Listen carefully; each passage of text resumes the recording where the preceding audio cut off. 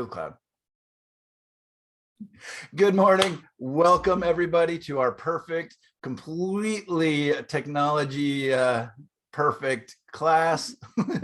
For some reason we're starting 15 minutes late. Yeah, we had to jump off and back on and get everything going. So for any of you that are just watching the YouTube video, you missed a bit of a crazy computer issues, but I think we're back and I think everything's working and I'm excited to get to class. First 2 weeks, we talked about clouds, dealing with how to create clouds using form and structure, thinking shapes, and then how to create the idea of clouds using color variations and temperature. Week 2 of clouds, we talked about the gesture and the natural movement in clouds. And we're going to be talking about that more as well with both trees and water as we proceed in the weeks. And we also talked about hard and soft edges in clouds, trying to create that idea and that feeling of movement and transience. The cool thing is all of what we learned about clouds comes into play with trees as well. We're going to be using a lot of the information that we got from there, as well as approaching it from some slightly different ways.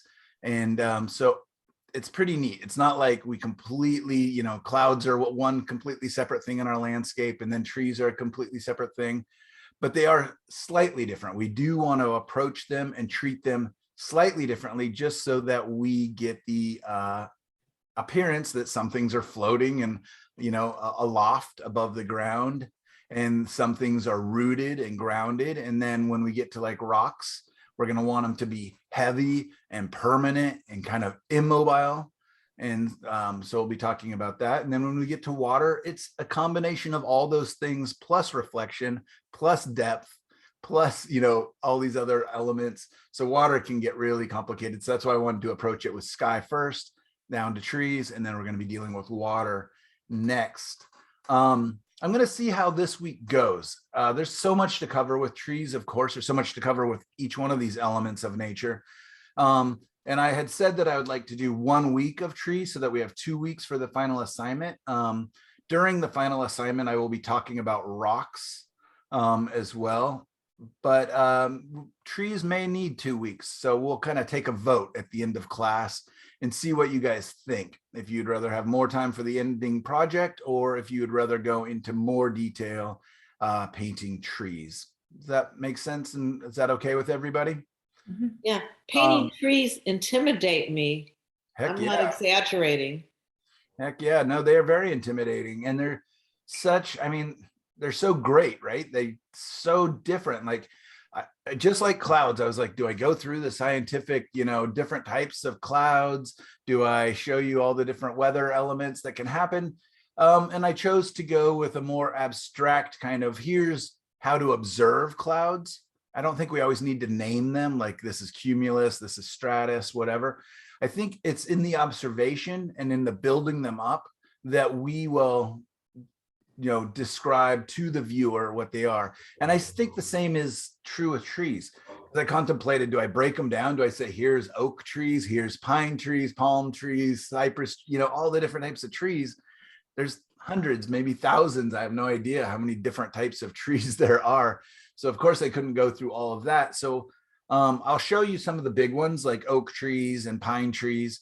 And how I kind of use the gesture as well as the contour, the outside shapes of trees to describe those. And I'm hoping that that will kind of be enough to get us going, because then we're going to be dealing with the three-dimensionality of it and the edge quality of it.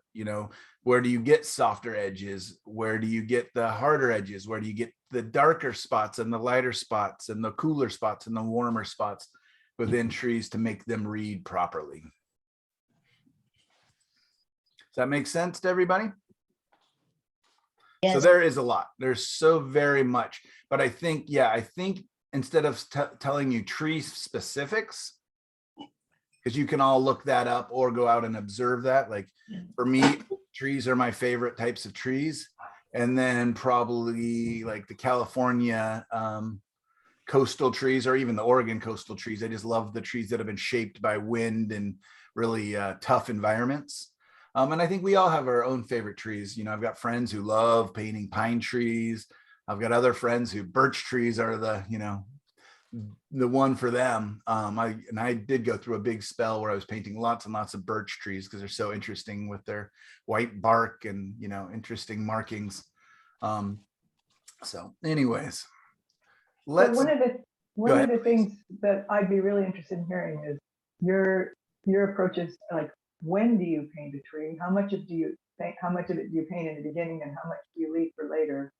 It's sometimes hard for me to tell, okay, which is the decoration and which is the like the gesture of the tree. So any insights on that? Perfect. Yeah, that is a really good question. So did everybody understand that question? Of kind of like, and clarify if I'm wrong, Laura, is at what point in the painting do I begin to focus on the trees, right?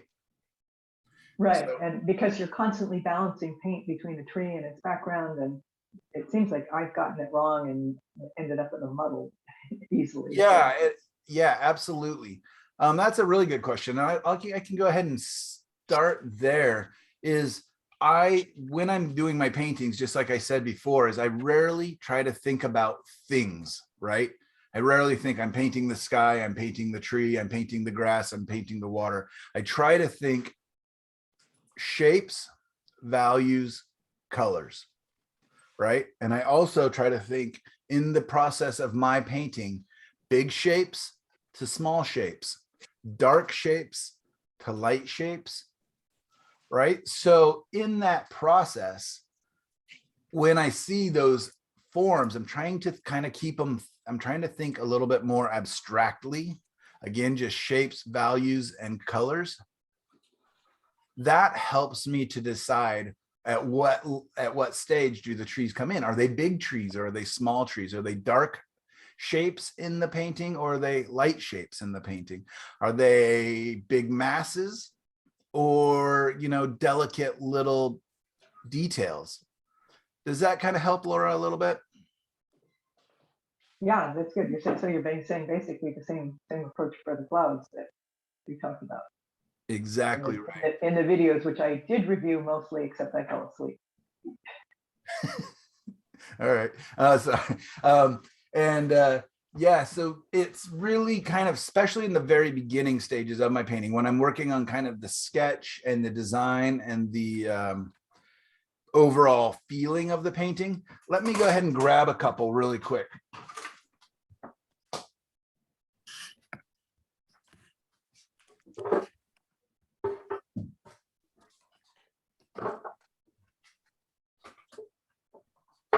So I've actually been working on a number of paintings that, you know, it's funny, I don't really think about what I'm painting too much, but these are all starts.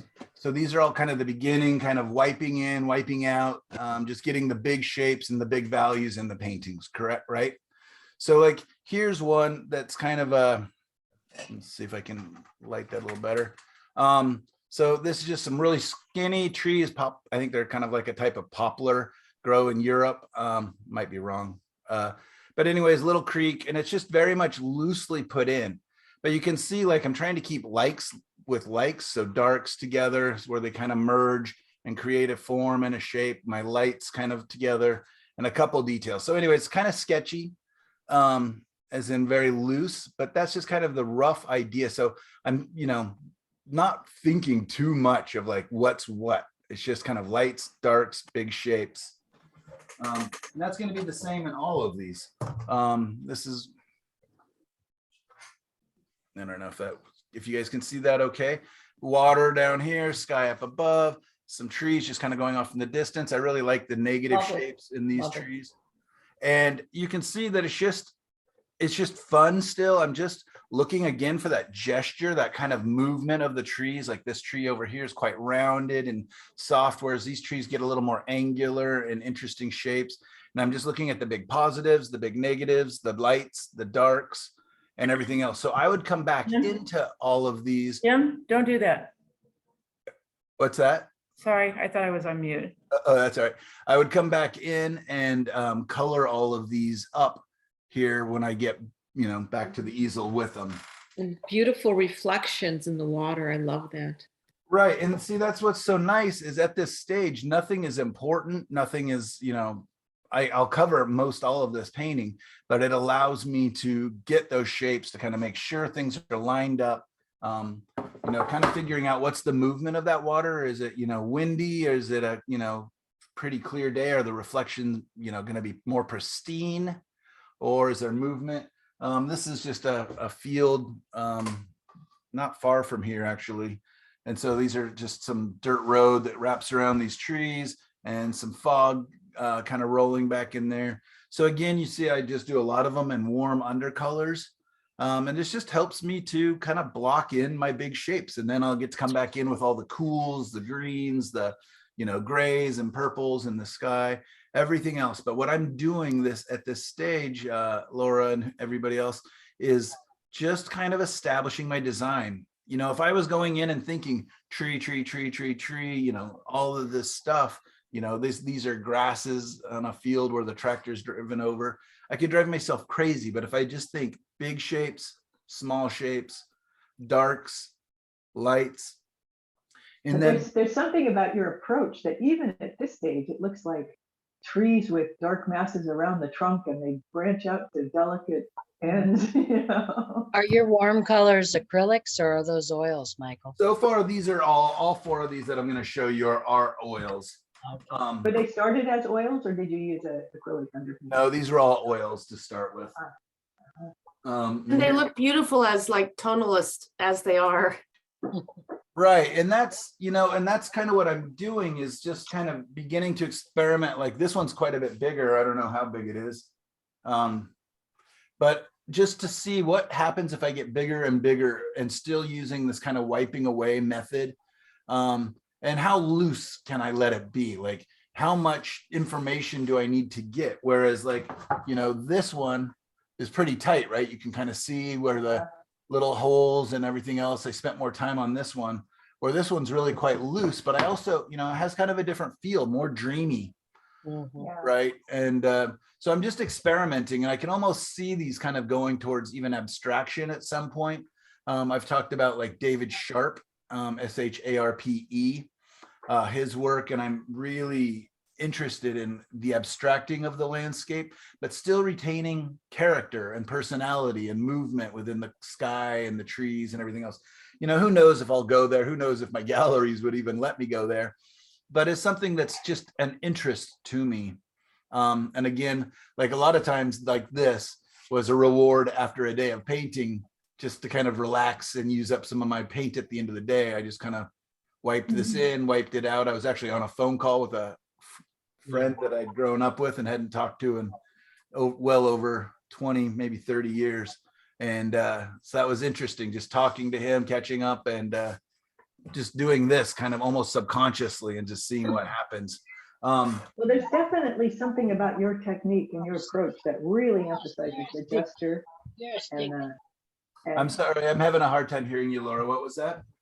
But there's something about your technique in particular that really emphasizes the gesture and brings the, makes the trees expressive from the outset. Oh, yeah. Very cool. That's something we will talk about today, because it's about the contour, right? It's about that outside big shape. We all want to get into the leaves and get into the detail, because, that's what we see. That's what we know trees are made up of, a million leaves and everything else. But it really is in the contour, the big form, the big shape of the tree that gives us the most information, right?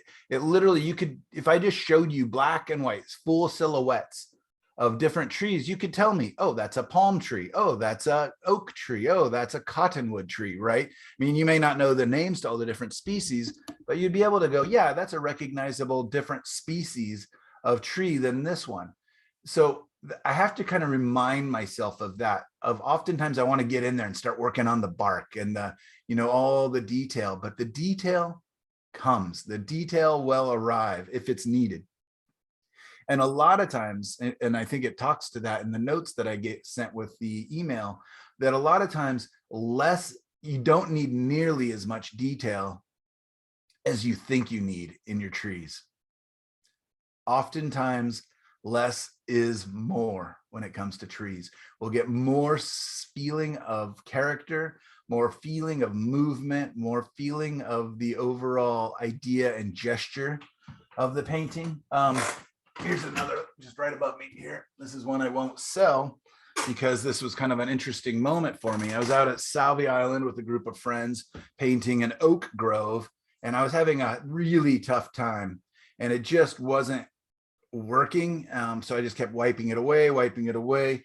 And at the very end of the day, it got super windy, and I literally was turning around facing exactly the opposite direction to clean up my stuff when I saw the trees being pushed around in the wind.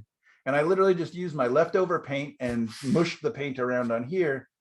And I just loved the idea and the gesture. And I pushed, the trees weren't really, it wasn't a hurricane out there, but, I pushed it and pulled it. And again, this probably, part of the reason I won't sell it is because it's so different from a lot of my work. But I loved the idea of this movement and this gesture and this kind of danciness and this energy out there. So anyways, this painting to me meant a lot. And I just loved a little bit of movement coming up to here, leading through here. So anyways, there's different ways to capture and also accentuate. Just like in figures, we can accentuate, right? We can almost make caricatures of them. So if you're painting a tree that has a nice crook in it and a bend in the trunk, or is leaning over, you can really accentuate that. You can push that almost to a degree of absurdity, and oftentimes get away with it because we've seen it. We've all seen trees doing really interesting things. And to get away with it, oftentimes all you need is a balance. So if a tree's leaning way over this way, oftentimes then the branches will come back this way, or a lot of the leaves will come back this way to kind of balance it out. So when I'm looking to the movement, the gesture, the character of the tree, the personality, right?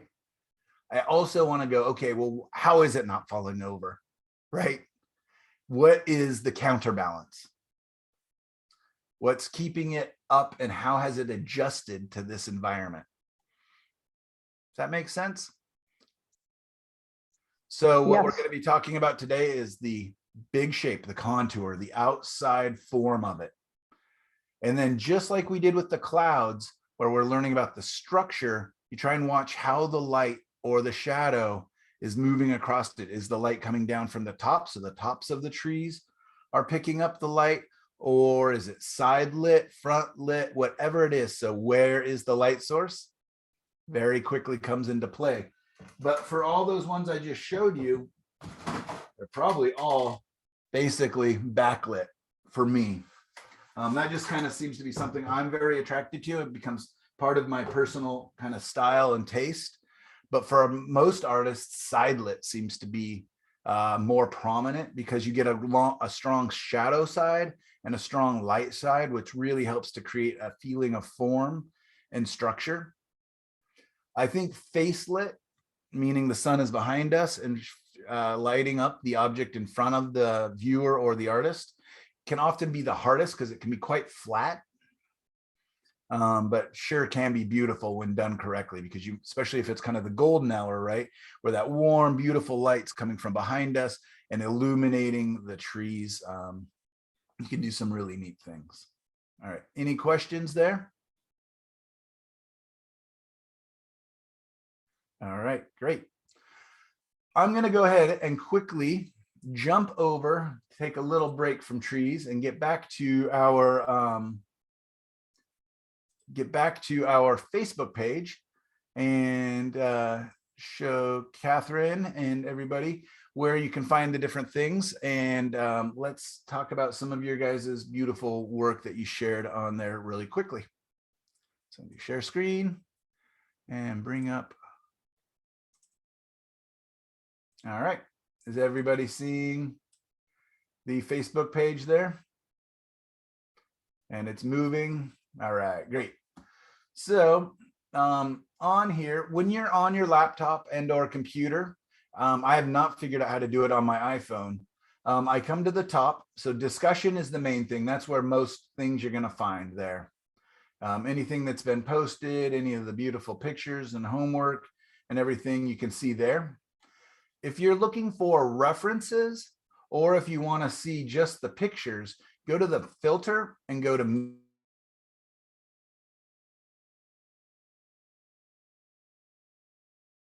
I can't hear you. You just froze. We don't see, it's not moving and we don't hear you. Lost you completely.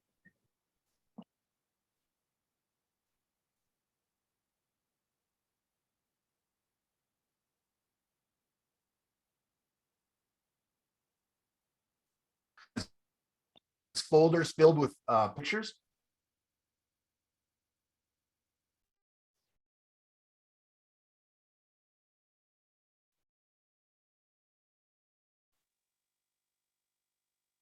Did Michael leave? There. Okay. Oh, no, there you are. Got to go back to share screen again. I guess I just dropped off for one brief second there. The Russians did it. Yeah, darn it. So we're back at the Facebook page on the underneath the media albums. Great. So anyways, you can see the different sections. So paintings of sky and clouds and cloud references for the last 2 weeks. And if you ever want to go back and catch up with the homework, you can by using some of that material. And again, always feel free to use your own references, your own pictures, or whatever you would like. You do not have to use anything. I just provide some stuff just to keep you moving, just to make it easier. Michael, so now we are on references. Yes. Michael, when you dropped off there, you were just clicking on filter, and did you go down to filter to media? Is that how you got there? Or references? How did it blocked everything out that I could see? So I'll go back to discussion. So I got discussion, but on references, you went over to filter, and then you went to media. Okay. And then albums. Filter, media, albums. Okay. Thank you. And within the albums is where you have all of this. So we have references of trees, which it looks like there's 37 photos. Most of these are photos that I took, but not all of them. If we get down towards the bottom, there's some historical paintings or historical photos, as well as a couple just that I just grabbed this morning of different tree shapes. And here's like an example of the pine tree with just the silhouette, which is very useful. A great way to see that pine trees rarely look like air fresheners. Yeah, I love the silhouettes. Those are Yeah, great. so you can look up tree silhouettes on Google or wherever images, and there's hundreds and thousands. Like this seems to be a thing that people do, is make silhouettes of trees. So it's really a great way to kind of get our brain to wrap around things. And you'll see too in a lot of these older photos that it basically is silhouettes, right? And then the fact that I like, well, here's a face lit tree. You can see the warm light from the sun, the setting sun, hitting these California, these cypress trees, I think. And I just love, again, this is kind of like what we were just talking about with Arthur Matthews paintings, right? You can kind of see the danciness and the flow and the movement within there. You know, these are all from kind of around Carmel and Laguna area. These are the very famous ghost trees. I've painted this picture. I think we'll see it in a little bit. But I just love the twistiness. Look at this odd movement of these trees. But these are very idiosyncratic, very special trees. So I put some trees. These are the really soft trees that grow along the creeks here in Oregon and up in the hills. You can almost push these over sometimes. They're so soft, but I just love, and look how they're all looking for light. They're all leaning in above the creek, trying to get up to the light because the forest is so full. And I love the decomposition, the trees growing out of logs and everything else. I paint this creek a lot. This is one of my very favorite spots to visit.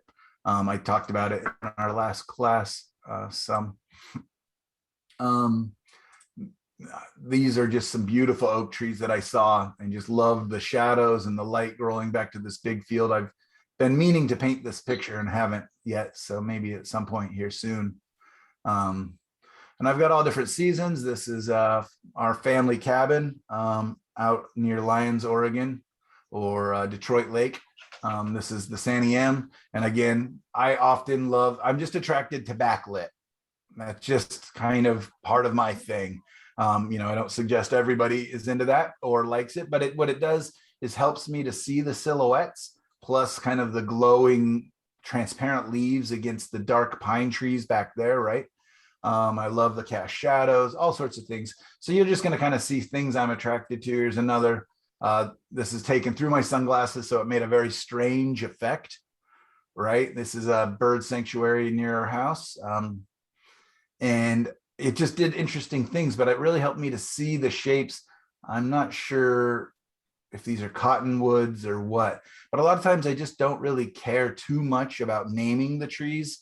And I'm not quite an arborist or anything else, but I love just looking at the different big forms of these trees, and where do they get really soft looking and transparent, and where are they very solid? More leaves make it feel more solid, whereas less leaves let it get a lot more airy. Different things like that. So as I'm going through, I love coastal trees that are, the brutal pines that have to survive out at the coast, and how angular and how sparse they can get. And I just love that movement. And I'll oftentimes, as I'm painting these, try to find what is the gesture in the needles, what's the movement that I can play up, and maybe I can push some of these branches. This is a view from a place I've been fortunate enough to go a number of times. It's literally the view from the bedroom I stay in. And I just love this tree. It's so odd and interesting.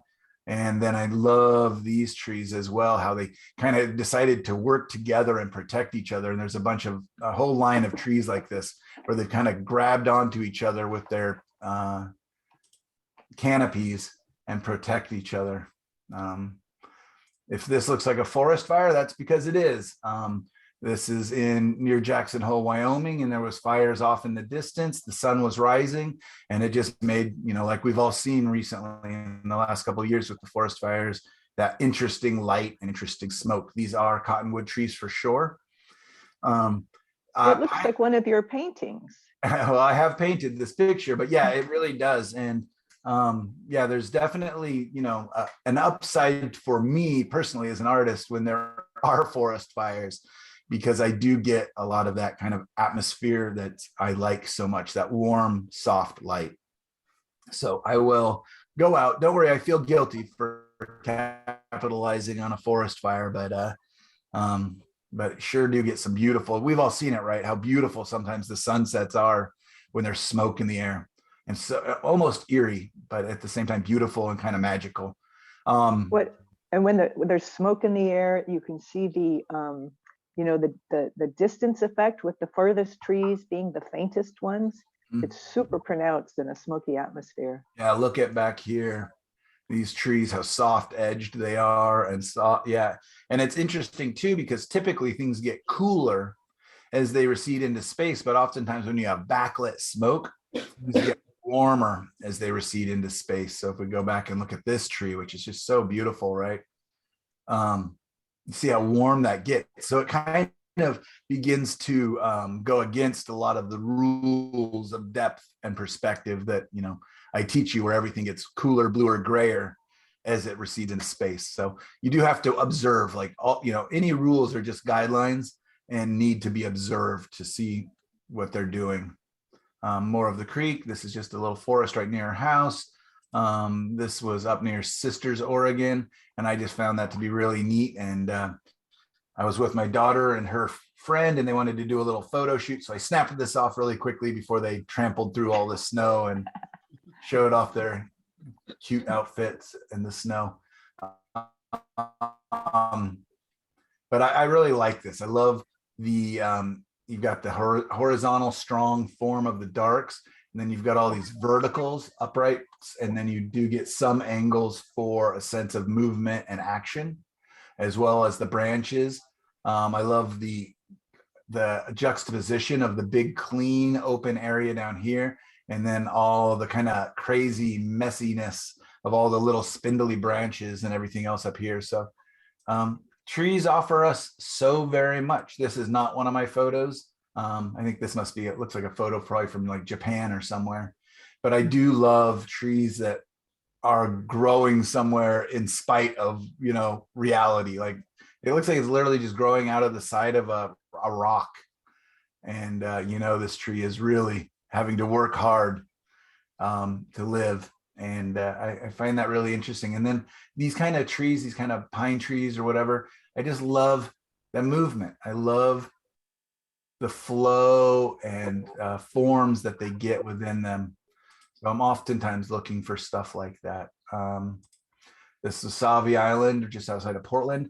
And I just thought, again, the kind of juxtaposition of these kind of almost bush-like shapes, this kind of rounded full trees, and then this little bit of movement, this little bit of a sway here, I found really interesting. I've painted this twice, and neither time have I been happy with the results. So I don't know what it is that's going on from the transition from the photo to my painting, because I like the photo.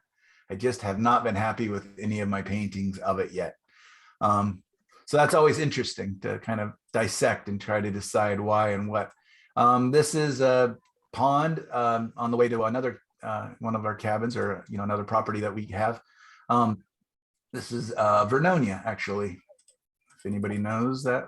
But I just liked this face lit tree. I actually had my wife snap off this picture as we were pulling out of the parking lot, just because I thought it was so interesting that this is almost not a value-based picture. I mean, you would do it because it's got the strong darks and the strong lights, but truthfully, it's the red versus the blue, this orangey yellow versus the green yellows, right? So this one I think could be a lot of fun to paint. I think this would be really interesting, almost leaning a little more towards how Monet would approach a lot of his buildup of paint, of being more about the color and the contrast in color, temperature, and shifts between the, you know, red, yellow, blue, green, whatever it is, and less about just value, lights and darks. Does that make sense? All right. So anyways, lots and lots and lots and lots to choose from. This is another little local pond. I don't know why there's this big pond out in the middle of nowhere near here. Obviously man-made, but I just love the trees. I love going there when it's super foggy. It just kind of has a magic. In pure daylight, it's actually pretty boring. It gets really flat out there. But I think this has this kind of old world European feel to it somehow. And again, I like the juxtaposition of the big, clean, open area with these spindly kind of branches. Haven't painted this one yet either. Lots and lots and lots of stuff. So, and please, again, feel free to use any of your own references. Go back and tree paintings. I grabbed a couple of mine just to start off with. So here you can see kind of my rendition of the ghost trees that I showed you earlier. I left my paint quite a bit thicker, almost more impressionistic in the trunks and in the rocks. And then as we get up towards the outsides of the foliage, it gets a lot more my typical way of painting with those soft edges, warm colors. So I wanted to play up the strength in these trees and make them feel solid and there, but I also wanted to show the light kind of enveloping the form. So this was a fun experiment for me. The rocks were a little repetitive and a little boring, so I threw in some of these roots and stuff to try to break it up. If I was to redo this, I would probably design my rocks differently. A lot of times, you know, this would definitely be more of a cloud painting, but by throwing in just a hint of some kind of pine trees, this almost has that kind of Canadian tundra feel, right? And the pine trees were just done with a couple little brush strokes. Let's see if we can zoom in on them. Very loose, but would you ever doubt that those were some pine trees growing on the bank of the Lake. I mean, hopefully they were rendered well enough, but at the same time, simple enough. They were. Some oak trees growing at a vineyard near Dundee, Oregon. This is that Sokol, no, not Sokol Blosser. I can't remember the name of it right now. This is a scene I've painted quite a few times right off Highway 101 or Highway 1, right outside Cannon Beach. You can see Haystack Rock back there. This is one of those pull-off vantage points. And if you jump over the little retaining wall or just move along the edge of it, you get this kind of nice little window between these trees where you can view the rocks back there, and Cannon Beach would be right tucked in behind there. And then what I do is I just push these trees. Like I said earlier, you know, this tree is not really shaped like this, but it has hints of it. And same with these branches. I thought, you know, wouldn't that be kind of a nice little lead in with these lines to kind of aim at this, aim at this, aim at this, aiming at this, aiming at this. So I'm using what's there, kind of another lead in, wrapping around. And I'm hoping you kind of feel that instinctually, and also kind of a circle format in here. And again, I'm just hoping that that's subtle enough and that these trees still look completely realistic, like they could pretty much have these shapes. And you can tell which way the wind blows 90% of the time, right? It blows from the left to the right, and the trees are kind of being slowly formed that way. This is a painting by an artist named Chauncey Ryder. I believe he's Australian. I look at his work a lot. He, for me, straddles that edge between very designed trees, very much kind of almost Art Nouveau, but at the same time, they look realistic. So that he is an artist I look to quite a lot in how much can I get away with in my designing of trees, but still have them look like, yeah, you could see that. That makes sense. What's So his name? Chauncey Ryder, R-Y-D-E-R. I'll have it written down on some of the other works. This one got put in the wrong spot. This is a photo I took of some birch trees early morning. Those are the Grand Tetons back there. I'm lucky I didn't get eaten by a bear this day. Person drove out and warned me that a mom and her 2 or 3 cubs was right in the area, and I literally had my back to some big bushes, and she was not far from where I ended up being. And I was there in the dark, just standing there waiting for the sun to come up to get these photos.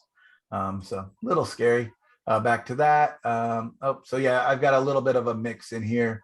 Do you guys remember the name of this lady who paints these? I cannot remember her name right now. Sorry, I didn't write. Jan Schmuckel. Yeah. Jan, how do you say the last name? Well, I said Schmuckel. I don't actually know, but that's how it's spelled. Schmuckel, yeah. Very good at designing trees and structure. Another artist that I will look to kind of like, she definitely will push the poeticness and the movement within trees. Another photo of those. Here's just some outlines of all sorts of different pine trees, just to show you that no pine trees look like air fresheners, right? And I'll keep bringing that up because it happens all the time in my classes. You know, 1 pine tree equals 1 air freshener, a forest equals 1,000 air fresheners. And I have students do that all the time. And it's because what they're doing is they're looking at the scene, the reference or whatever, and they're saying, okay, I know what this is. That's a mountain in the back with a whole bunch of pine trees. And then their brain quickly clicks over to, I know what a pine tree looks like. I've got one hanging in my car. You know, and a forest is 1,000 of those.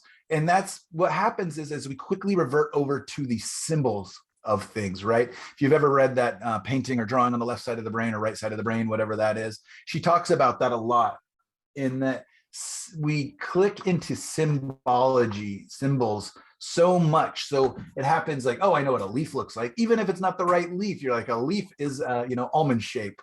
And this tree has 1 million of those. And so dot, dot, dot, dot, dot, dot, dot, you know.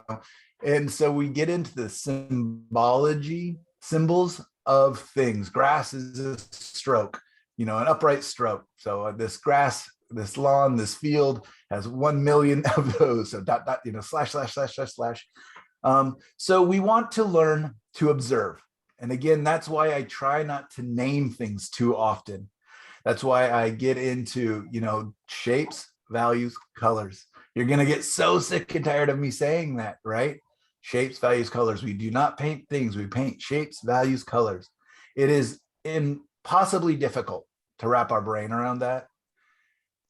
And at the same time, so very important. That's when people talk about learning to see like an artist, right? You guys have all heard that saying, learn to see like an artist. And to a large degree, that's what it means. Artists are observing not things, but shapes, values, colors. And once you get that in, edges and temperatures, shifts. And the things will come. The objects will arrive. The objects will mysteriously appear on your scene for the viewers to interpret. But yeah, just look at how different these pine trees are, right? And every one of them, if you saw any one of these by itself, you'd be like, yep, pine tree, yep, pine tree, yep, pine tree. And none of them look like air fresheners. Maybe this one the closest. Same thing, just more silhouettes. You're breaking I'm up. gonna get to artists that actually wrote down the name. I am. Uh-oh. Don't break up. Man, I can't remember the name of this artist. Breaking up really bad. Pretty soon here, I'll start labeling them.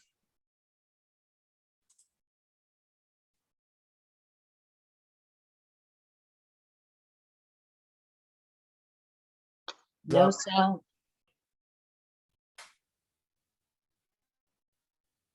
Sheesh.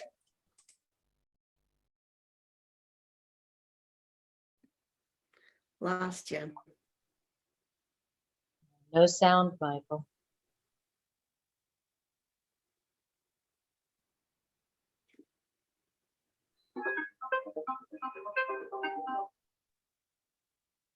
Hello. Hello. You're in the distance. Any- Hello? Hello. Speak into your microphone. No, it's not the microphone, it's the digital feed. Yeah. Oh, hello. You're hosting now. You are. I love it. I wonder if it's just No, a please general continue. bandwidth saturation because it's the peak of the business day. Well, at least on the West Coast it is. Oh, Because my bandwidth now, I had to shut my laptop down because it can't run on my iPhone hotspot. oh, Okay, yeah, sorry about that. I completely Okay. lost all Good. connection. Are you recording? Yep. Great, I think it kept recording, so I apologize. If you guys said anything mean about me, I'll see it when I watch the recording. So I get the impression that when you download the recording and then post it to YouTube, all of the audio glitches are gone. Like YouTube, the Zoom is actually recording your audio. It sounds like, because I didn't hear any audio glitches in the last two videos I watched. Yeah, but we didn't have these issues either. I just went out and looked out my window. They are working in the park, which is Powerline Park, where so they have a whole bunch of Xfinity and Comcast and trucks out there. What could I just heard my wife downstairs swearing or being upset. So it looks like she's going to drive into the office. So I apologize. We will do our best. And maybe without her being on, we'll have a little better chance. But I did go, man, I thought I labeled, Michael O'Toole. So I'm going to jump over and we're going to look back at a couple more scenes. I've got so much to go over. And then we're going to go quickly over some of our cloud paintings. And then we'll take a break. And I will get to the different easels here. I got two of them set up, different design set up today. And I will do some quick painting to kind of show examples of a couple different trees and what I am talking about, right? So we show examples, we discuss, and we will observe how I do it. And then during the week, you will do some of your own. And then hopefully we'll learn that way. All right, I'm going to jump over to share screen. Great. Okay, you guys are seeing this beautiful painting by Michael O'Toole. Is I believe that a digital painting?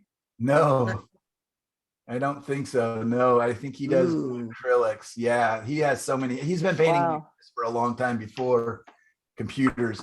He just, with acrylics, you can get those really concise, bright, straight lines. Yeah, but look at those blends. Look at those, that blended part. That's amazing for acrylic. Yeah, I don't know how he's doing it. I've been a fan of his work since I was young. You can do that with acrylics, but the problem is I don't know how to, I'll talk to you later about that. Okay, good. Yeah. And yeah, so I'm not sure. I believe they're acrylics. He may be doing oils, but I think they're acrylics. But what I do, a same thing, I like to look at his work a lot of times, is for the sheer, just the design and the, even though there's a gradient to these from the warm yellowy light to the purpley gray darks, each is still a silhouetted form, right? Right. And I very strongly believe that he's creating fast. So he's coming in, and this is just my assumption, I could be completely wrong, but I believe he's coming in and doing sky holes. So that he's painting this big form here, and then he comes back in and carves it out. Just like a number of you do with your acrylic paintings. And I like to do kind of with my oil paintings as well, where I will, again, because he's probably not thinking too much of things. He's just like this big shape broken up by these little shapes, right? These big, dark, cool shape broke up by this light, cool shape, these warm, light, big form broken up by little light, cool, or bright, warm shapes. Does that make sense, you guys? How he's using the sky holes and things to kind of bring in his form and bring in his shapes. So sky holes are pretty great, and he really uses them to great effect. I wish I had the discipline not to put branches on those trees in the background. Just love.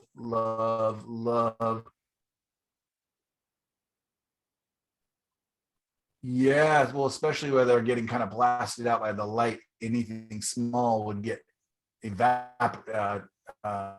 eviscerated in that warm light.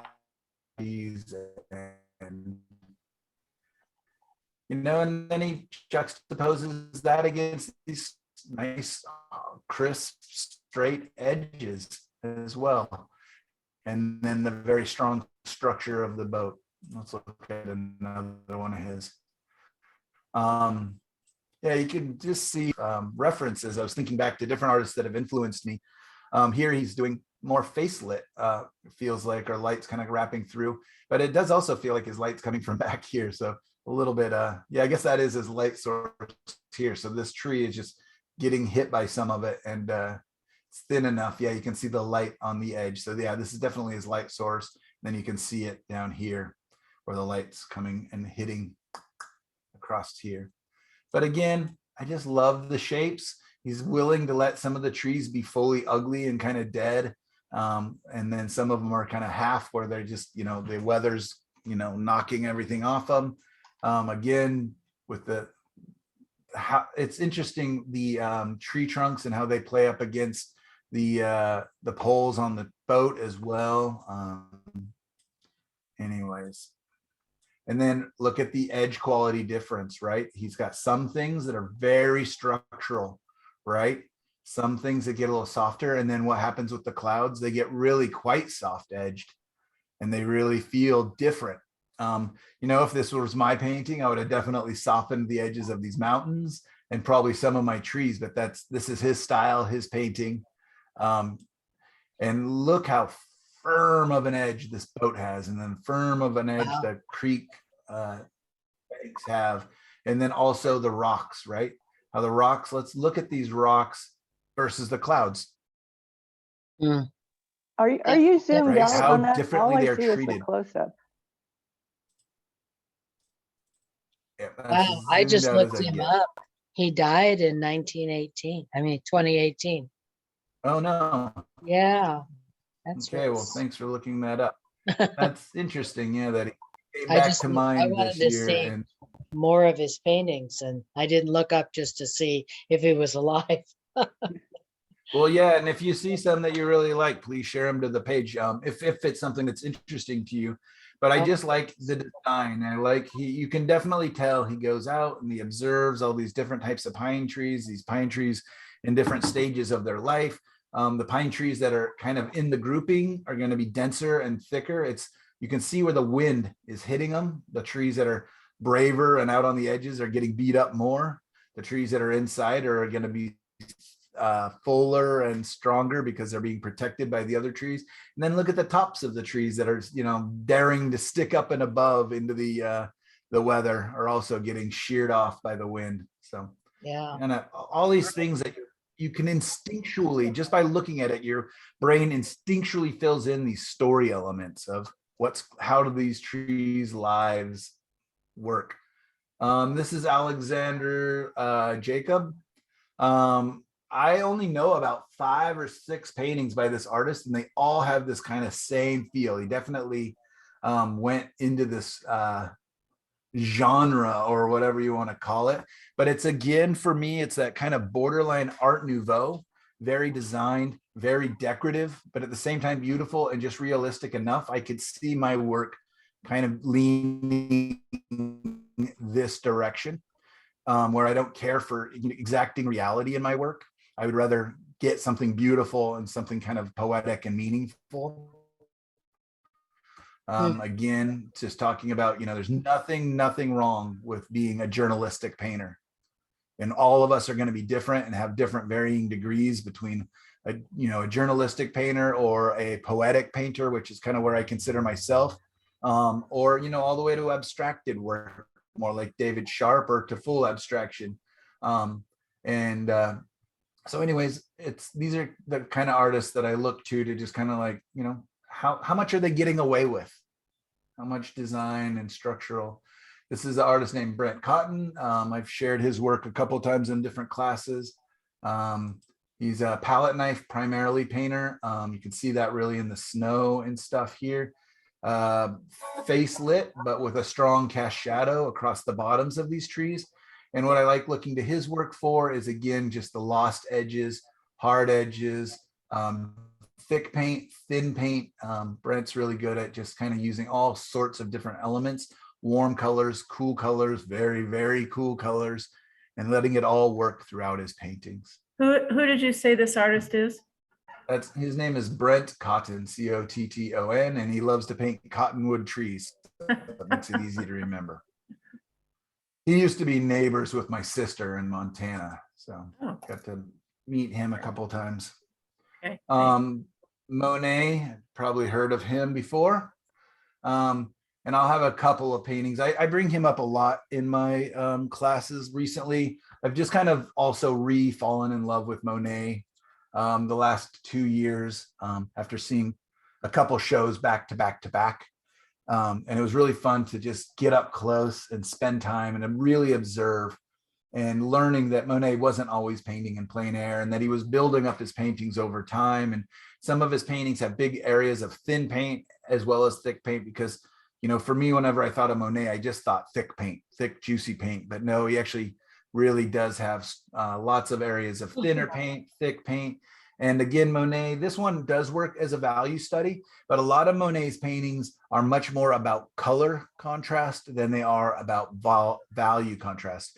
A great experiment to see which way the painting is dependent is to simply turn it into a black and white and see, does the painting disappear? This one, if you squint your eyes, also helps you to see values, the lights and the darks. So this one definitely holds up as a value painting with the darks within the trees and the light back there. This one is getting more towards color, but it still has some dark shadows within the trunks and the cast shadows.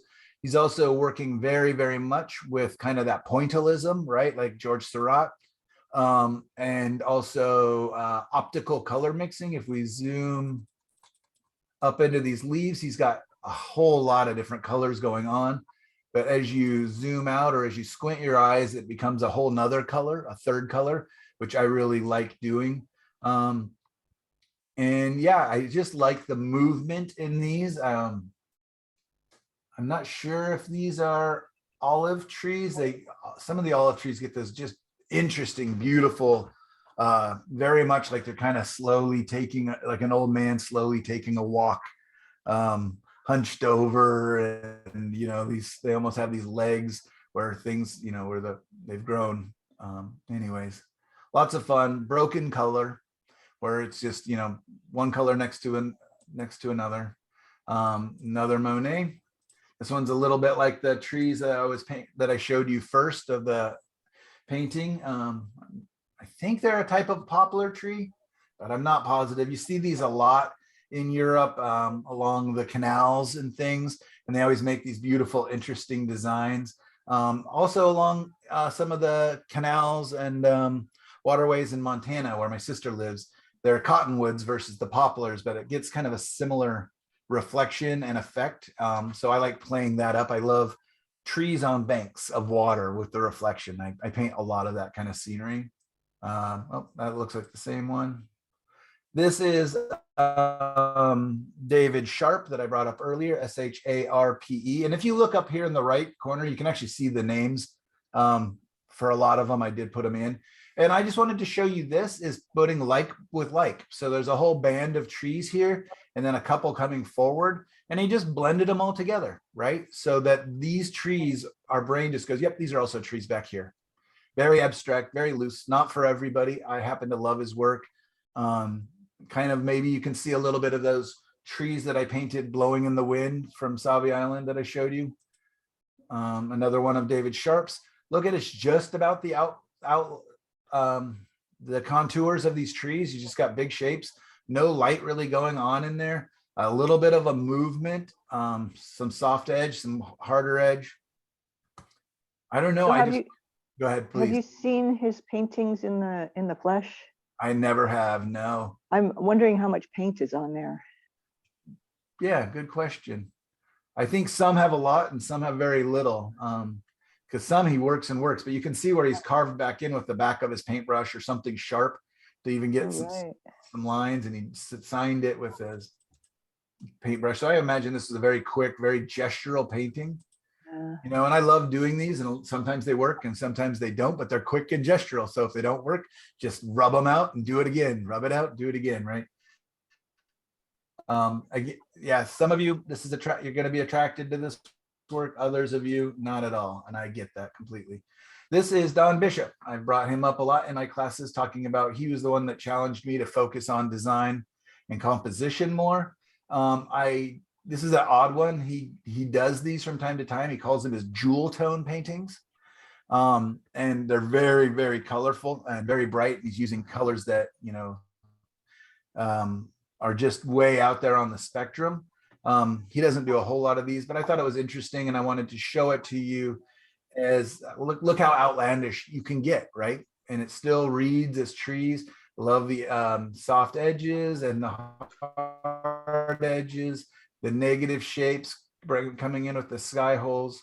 So if you want to look up Don Bishop, he covers the gamut. He's all over the place with his work, but I think for the most part, always really interesting and nice design.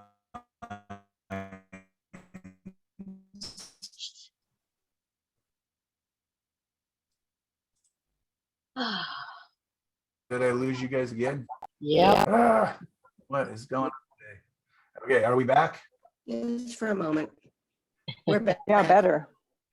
Maybe I should quickly go through a couple others. This is another friend of mine, Eric Bowman. We have a bunch of his paintings here at the house.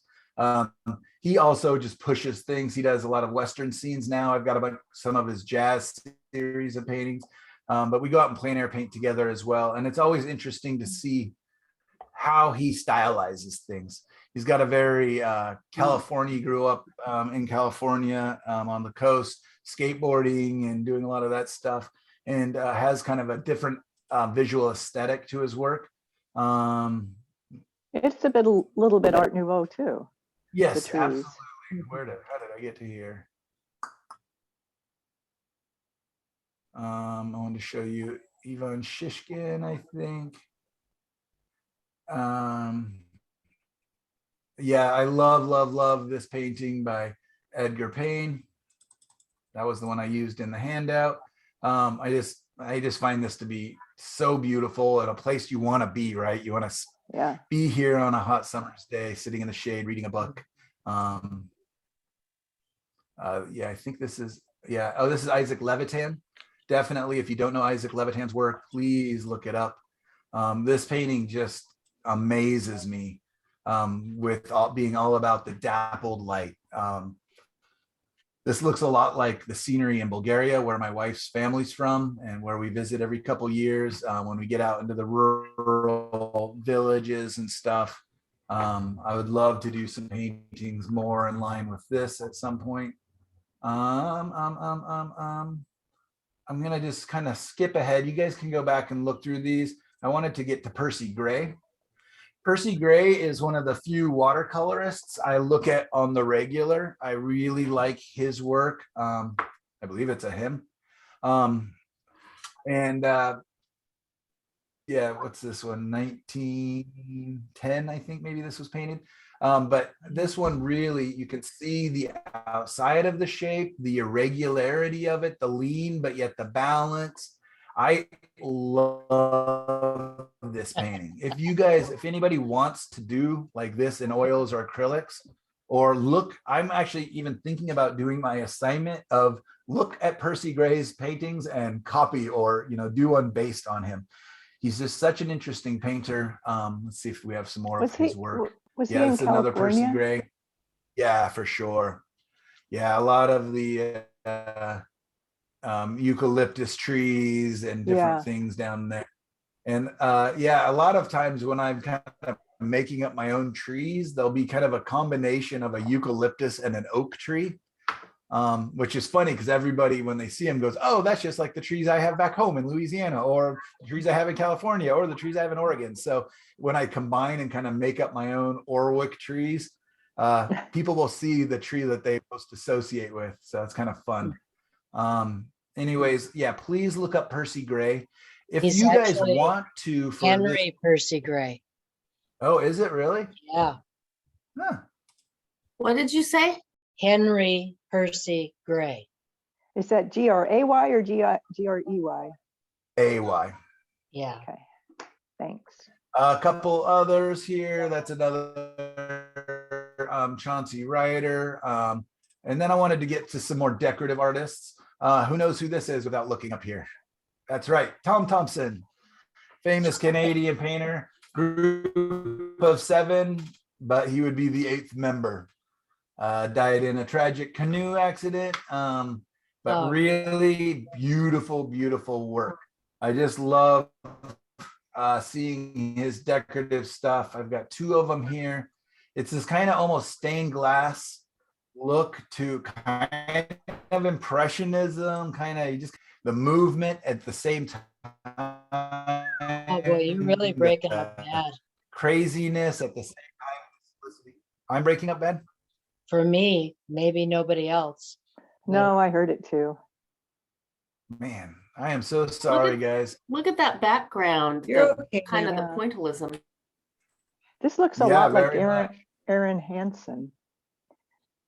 Like maybe she gets her inspiration from this. Yeah, I would definitely see Erin Hansen having been influenced by Tom Thompson, and Tom Thompson, and a couple others. Yeah. I almost grabbed some of her paintings to show, but I did not. But Erin Hansen, if anybody wants to grab a couple to share with the group, she's really does interesting and also kind of pushes that line between design and to the design and straight to the flowiness. And some of these trees are thinner at the base than they are at the top, but it's all about movement, and you can really see the dancing figures literally playing with the trees. It's as if the trees are dancing, right? The trees are just sort of bending, bending in the wind or something. You Interesting. know what it reminds me of? It's a Disney cartoon, silly No. symphonies. Yes, where the trees are moving along with the hippos and Yeah. everything else. And yeah, and I mean, this to watch him movement up when he's here drinking. is so exactly. I love it. I love looking at Cindy Long, another artist that is just, you know, what can I get away with? How much movement and creativity and flow can I push in the trees? Again, some of you, this is going to be interesting and exciting, and you're really going to want to push this aspect of the trees and plants and, you know, your landscape in general. And for others of you, you're really just going to want to be more how to paint it realistically and as close to as you see it. And both are fine. I'm not pushing you one way or the other. I'm just presenting both sides of the coin. If you do get a chance to look at Sidney Long, he's got some with cranes, the bird, flying or moving very quickly with the trees that are just awesome. I just love them so much. This is an artist who I get compared to from time to time, John McDonald. You can probably see why. He's a really great painter, has a couple videos out through Lightel. I don't own any of them or anything, but I've met him at the Plein Air convention, and just a really down-to-earth guy, seems really nice. But I like looking at his work. He definitely is cooler colors than a lot of mine. I, you know, make all this warm reds and browns, whereas he goes to the greens and blues and purples more often. But anyways, it's fun, like seeing artists who share some of your instincts and thought processes. Renato Buccillo, I don't know how to say his last name. This, I believe, is probably one of his earlier paintings. I showed some of his work when we were talking about clouds, and he can really get specific. But again, just the separation of the dense darks and the harder, thicker paint, the thinner, more wispy airiness of the trees. And then when we look at the tops of the trees, look how airy they are again. So he's letting the atmosphere kind of meet before it gets down and gets dark and solid and heavy. So I kind of like that, where one becomes the other, or they meet. Yeah. Some things to think about. Any questions, you guys? That was a lot. Oh. Yeah. Yeah, it is. And Like, where to begin? all right, let's get back. I have a question that's I'm sorry, kind of unrelated, but I've been wanting to ask you. And you know, you have so much of your own work, and then you collect other people's work. How do you display it around your house? Do you rotate it? Yeah, I mean, for my own work, I don't have too much. There's a couple, 2 pieces kind of that are permanent in our house. One is just because of our trip around the world. So actually they both are. They're both reminders of something important. One's from Italy and one's from Laos or Cambodia. I can't remember which. Cambodia, I think. So that's, you know, and I let my family pick those. My wife just won't allow me to sell them. And then others, yeah, we have a number of paintings by my daughter. And then what happens is she grows up a little bit and gets embarrassed of them and asks us to take them down. So they, you know, they get moved into her newest, coolest thing we're proud of. And then, yeah, as far as our friends and all the collections, yeah, I mean, even up here in the closet above me or in the office, I've got 3 of them just sitting up there waiting to kind of get back on the wall. And then we do have an attic, which I don't want to keep paintings in there too long. So yeah, they get moved around, they get changed. We just bought a whole bunch of new work, probably like 6 more new paintings from some friends. And so the 3 that I was able to get frames for right away are up. And then the other 3 are not up because they don't have frames or they're not ready to be hung. So yeah, they'll get moved around, and you know, it's different things. Sometimes they stay for a lot longer because we're just kind of lazy and get used to them. Michael, when we eat in the dining room more often. Yeah. I was going to say, last class, you had us all create our own album. Are we not doing that this class? I feel kind of like a narcissist. I've got my album there because I thought we were doing this again. I would have.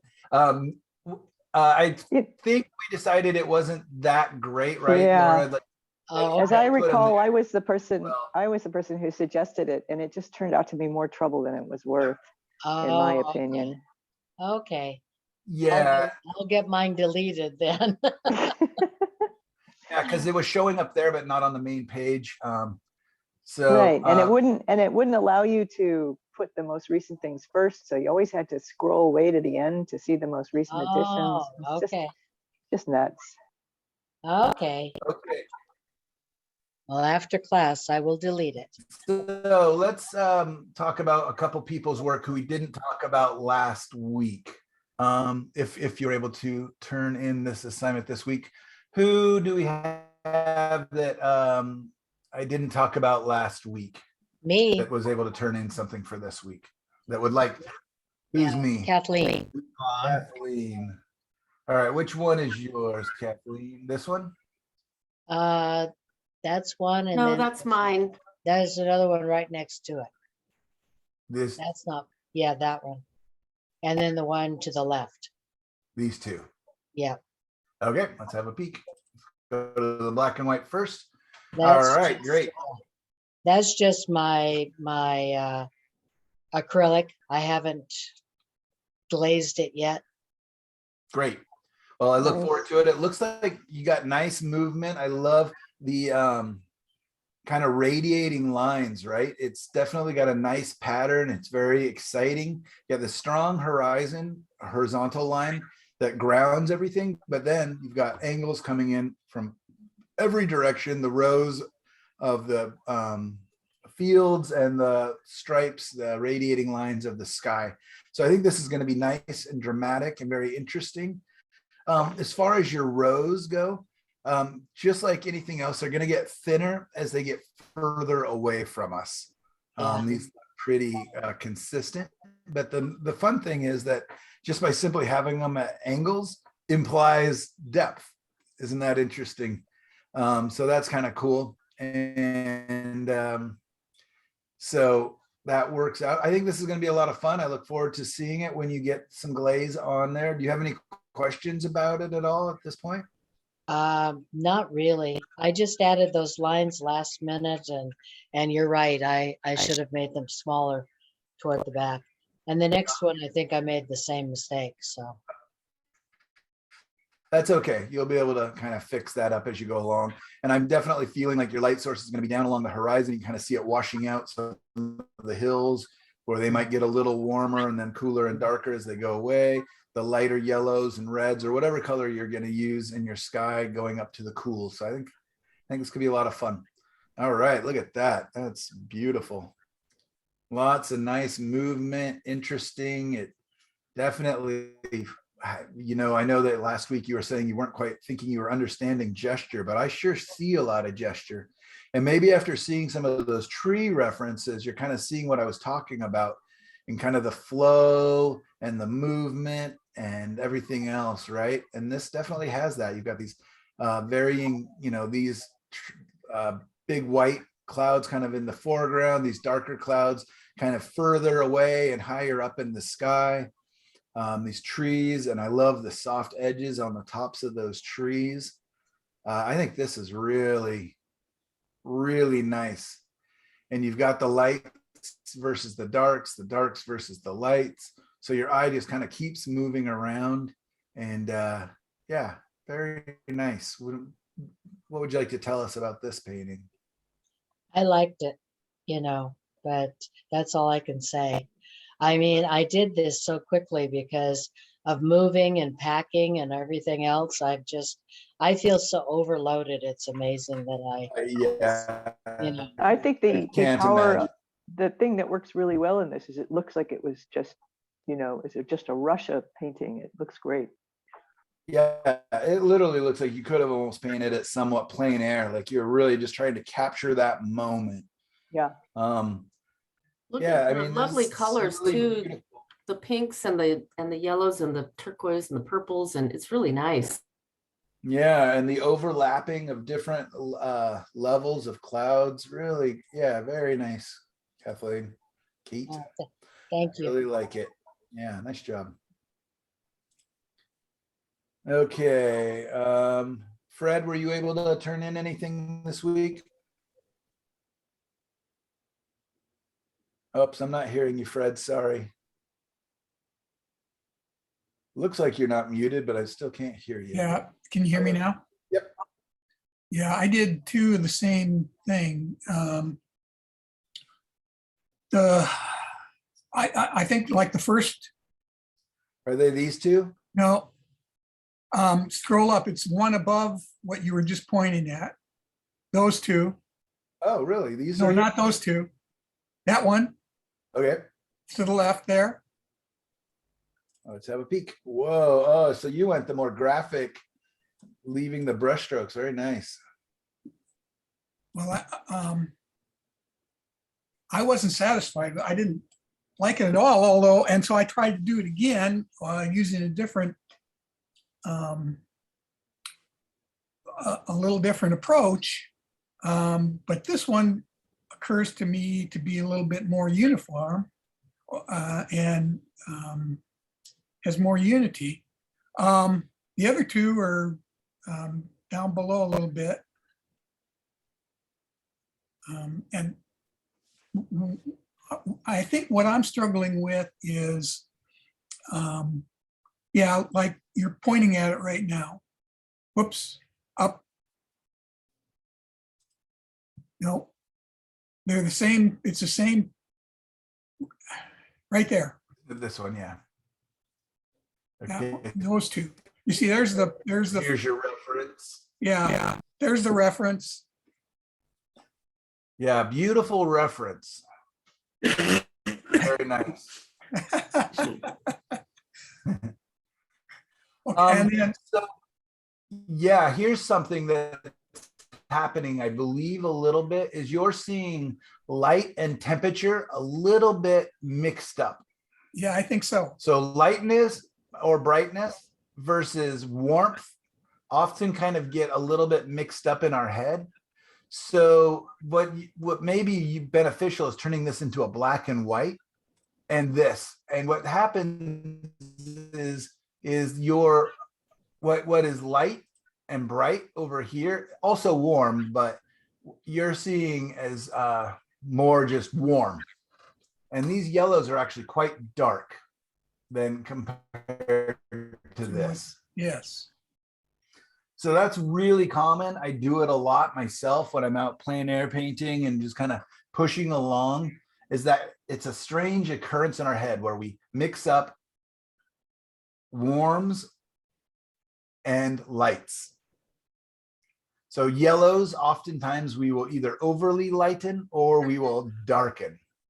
Well, who can see anything when they're out in plein air painting? There you go. Oops, too far away. But yeah, this does have, I mean, you still have really nice flow and movement. If we went to this with the gesture, really nice. I love this kind of C shape and these other kind of, look at this shape, you know, you kind of are getting that. It's almost like a rounded form of what Kathleen just did with the radiating lines, right? It's kind of radiating in this kind of wave-like structure. Very nice. And that is in the original as well. So I think you got the idea of the gesture, yeah, and a lot of the idea of the form. And I actually like this. I think this is really interesting. And I think you got the lights a little bit lighter in this, and it reads. I can see where this, you know, it feels almost like it's hard to see clouds without soft edges for me, right? But I showed you a number of artists who do that, who use all crisp, very graphic shapes to make their clouds. And I think you've done a, as far as that is concerned, I think this looks really nice. And I also really like this play of color. I don't think these are the colors that are in the reference. Like this almost appears green-like, and that could just be in, you know, the photo you took and then put on the computer how it changes. But the green versus the peach is a really beautiful color harmony to me. I really like that. So yeah, I think both of them have their strengths. So I think, you know, don't be too hard on yourself. I think there's definitely something to both of these. And when you go to the small picture, like as if you were standing back, it really looks so different. Yeah, it looks much better farther away. Yeah, and that won't let me shrink it down, but yeah, that's another way to do it. And yeah, I think these are really nice. I think that's a great, I think you got most of what I was after for that, for sure. And I think, yeah, what would you do differently going forward, do you think? Well, I keep telling myself form, value, color, and simplify. And I start out that way, and then I start rendering. And if I could just stop that, I think I could be a lot more successful. Try holding on to a bigger brush longer. Okay. Yeah. Use maybe a size like 10 brush. Really? You know, just try to see what happens, because you can always turn that brush on its edge. Yeah. Right, to make small if it's a decent brush. So you want probably a flat, maybe an 8 or a 10, and just kind of stay with that for a while and see, and then allow yourself that little brush for the final 10% to come in and bring some detail in. That's something I have to kind of force myself to do, because anytime I pick up a small brush, it kind of has a tendency to stick in my hand. Somehow littler brushes, you know, doing detail work feels safer. But I think you can get much more gesture, movement, and a lot of the things we were talking about in the beginning of the painting, the values, shapes, and structure and all that, with a bigger brush better. So maybe just as a challenge, try that. I think it'll be interesting with the tree, because, you know, if you have this issue with clouds, wait till you want to get into the leaves and the branches and everything else. Yep. So, you know, if we look really quickly here at Edgar Payne, right, we are drawn towards the little shapes, but truthfully, this painting is, you know, squint your eyes at it, and it's just a couple big values and color shifts, right? Yeah. It really is quite simple. Okay, well, let's do one more before we jump ship. Donald, did you turn in one this week at all? Yes, they're the real bright color there. Yeah. Okay, so which one's the reference? This one? Yep. All right. Wow. Did you take the photo? Yes, I did. Very nice. That looks like an Oregon sky looking over the West Hills, I imagine. Well, it's Mercer Island sky. Mercer Island. Oh, wow. Look at that. All right. Well, beautiful. Yeah, I would definitely be attracted to this and want to paint something in that line as well. Very nice. Let's see how you did. Hey, all right. I was thinking of wondering how it would be to go over that and glaze it with an Indian yellow type. It'll definitely warm it up. It'll make it hotter. So you can try, and you can also always just put it kind of down along the lower edges and then let it blend up to the top so that it gets a little cooler on the far edges, you know, because the light's kind of coming up, right, and hitting these. So put a little bit of Indian yellow down on these bottom edges, and then just take your brush and softly blend them up and see how that looks. And the neat thing is, after this is dry and you've done that, you can always wipe back away with a paper towel a little bit too if it gets too orangey or too hot in some areas. Yeah, and I'd be curious, and you could also do that same thing maybe along the horizon a little bit where you want to get some of this warmth. Right. The Indian yellow can turn really orange when it's a little bit thicker, and then it gets quite yellow. And if you add just a touch of white paint to it, it definitely goes towards more yellow. And when we glaze, just like I showed, did everybody get a chance to see the little video I turned in, kind of a crazy little 30-minute video I did of the glazing? Not yet. On the black and white that I did.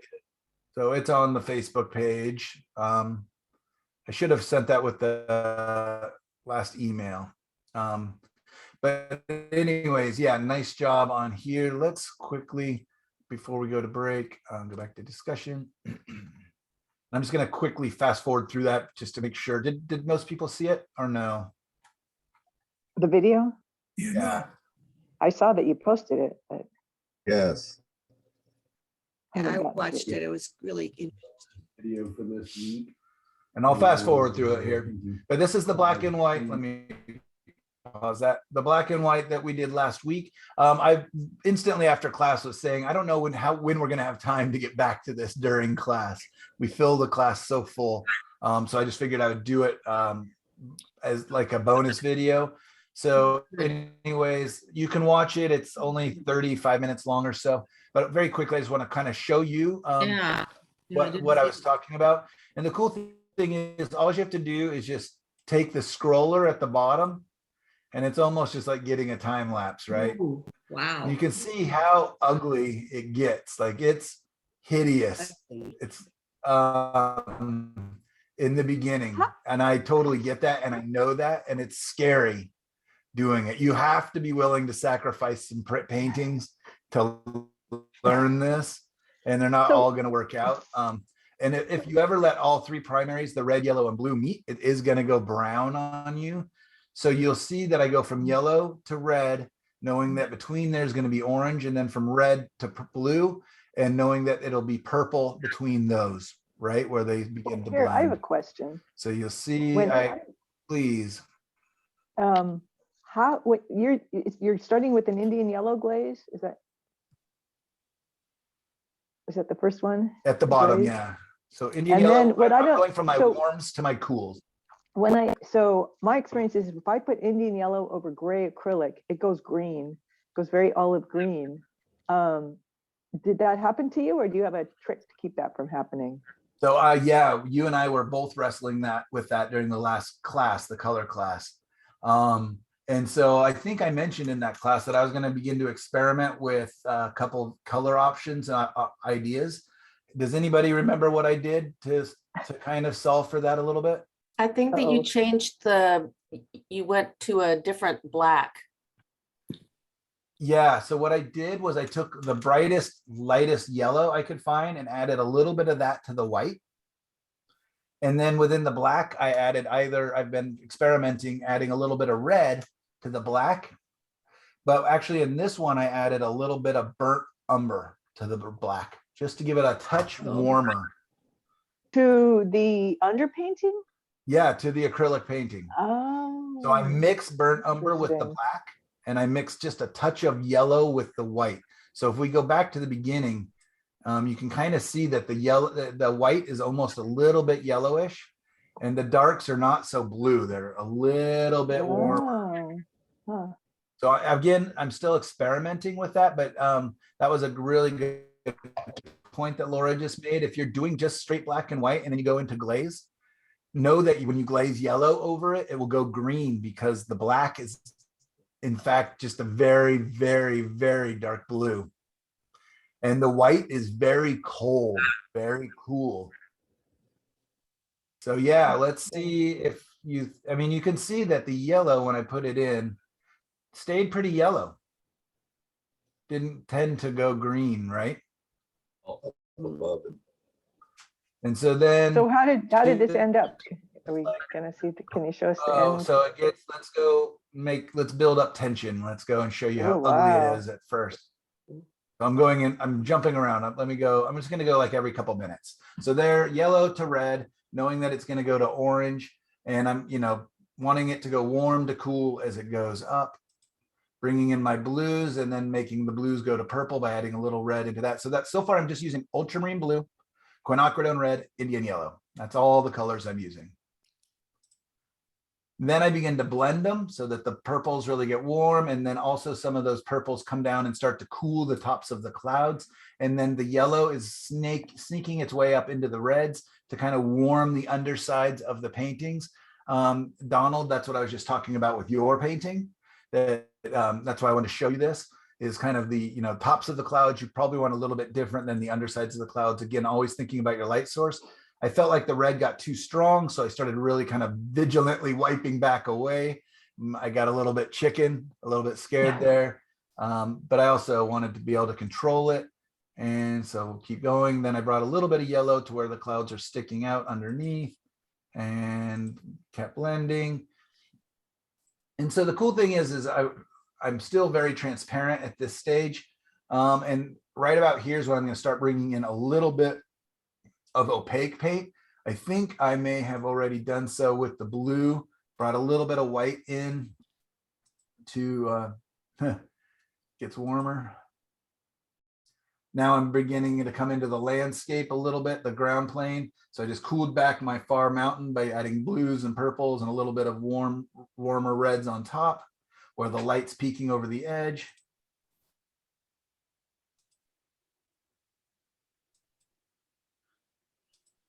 Now, who was asking me last week about kind of bringing some of the detail, kind of those silver lining of the clouds? Michelle. So Michelle, thank you for, I'm sorry, I forgot completely to go over that last week. So I wanted to make sure in the video. So in the last 10 minutes, Michelle, I do go over that. And all I'm doing is getting a lighter paint with a little bit of opacity. I'm adding some of the white you can see into the yellow. So it's a little brighter, a little lighter.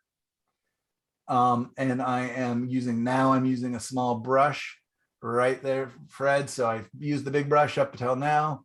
And now I'm using my little brush and getting in there with some detail and just kind of figuring out which clouds do I want that are actually peeking through and catching their underbellies in the more direct light.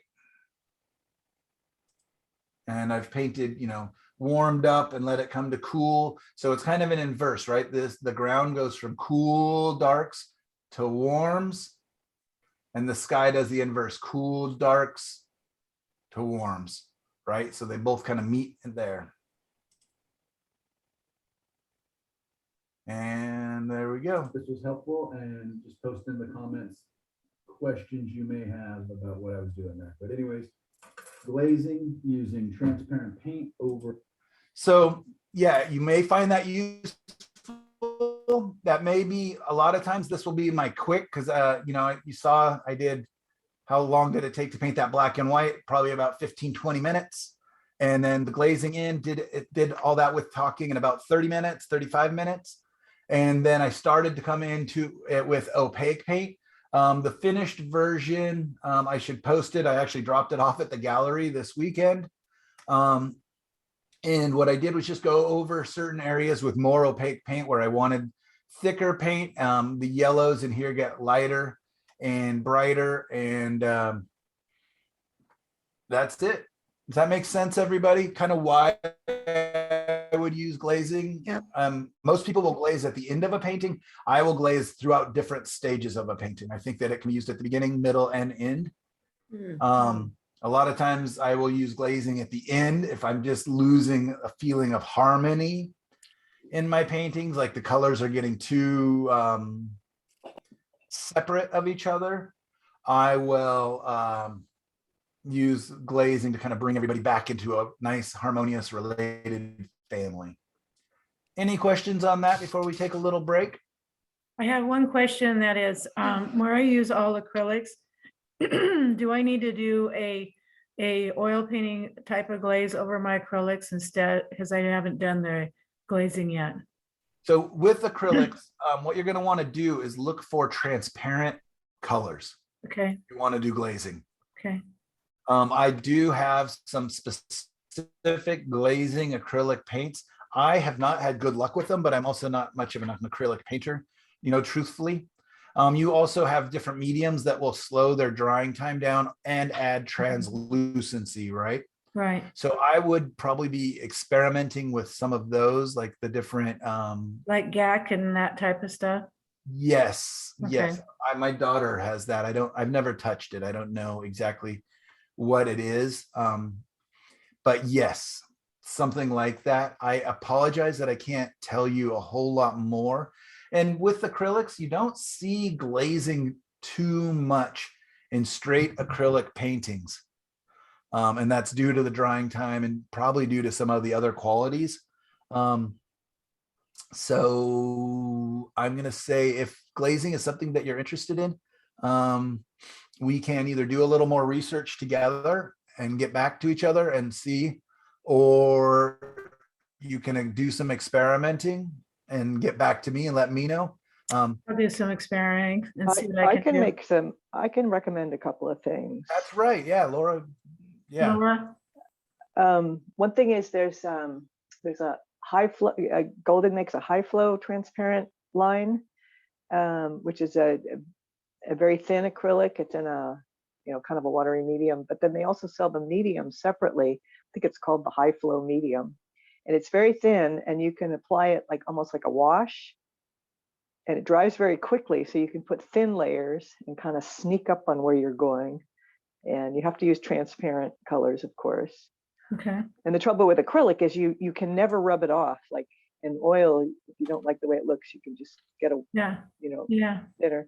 But in acrylic, you do have the advantage of, if it goes too dark, you can also scumble over some white, or I've been using the titanium buff, which is a slightly yellowish white. Right. So you just have to keep going in layers as opposed to thinking that you can wipe it off. That's what I found. Anyway, I love that. I love the high flow colors and the high flow medium. Check it out if you don't already have it in your art supplies. Okay. All right. Well, thank you, Laura. I appreciate that. You're welcome. Okay, let's go ahead and stop the recording, and I will catch up with you guys in 10 minutes. I'm going to quickly demo a couple trees. We'll have, that'll be 11. That's great. We'll have a whole hour. And we'll talk about homework. For those of you who do need to go, basically, I just would like you to paint some trees. If you want to put them into a whole scene and everything else, that's great. If you'd like to just do a number of different trees, different types of trees, different shapes of trees. What I'm going to do in my demonstration is I'm literally just going to, back here. I just grabbed an old canvas that's a long, wide canvas, and I'm just going to put a bunch of trees on there, not even together, just showing you how I would approach trees. And there'll be different types. I'll have an oak tree, I'll have a cottonwood tree, a couple pine trees, and maybe like some kind of a coastal pine kind of blowing in the wind shaped tree. And I'll just go over those really quickly, how I do the contour and how I would break them up and fill them in. So does that sound good for the final hour of our class?